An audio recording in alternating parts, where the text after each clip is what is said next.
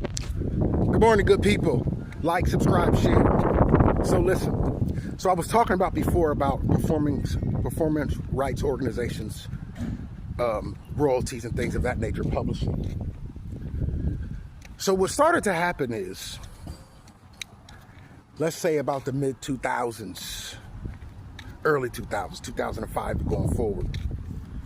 The owner of the publishing to all those gospel songs that you love to hear so much, which give you a short synopsis on how this works. If you recorded a studio gets a certain percentage of the publishing sometimes, or the royalties, mechanical royalties. You have these things. It's very extensive. I may do a series on this one day, but just to kind of give you a snapshot of it. So let's say like Malaco Music, who I think people really need to be researching and dropping the hammer down on them. Companies like Malaco Music, Savoy Records. What they started to do was, during the streaming age, and even before then, is tell these churches you can no longer do this music without paying us. And if we find out that you have been doing this music, we're going to sue you.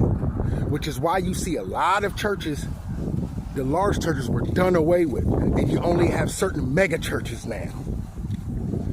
That's why the Paul S. Morton, and even Paul S. Morton had to deal with it.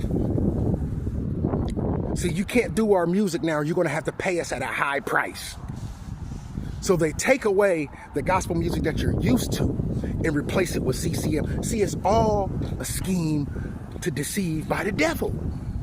You got to understand this. The co-founder of Maverick Music said it best himself. Black folk don't understand it. White people understand it. You see? So now what we were left with was a watered down version of gospel that was acceptable. And if a lot of churches wanted to even stay in business, right, they had to conform and comply.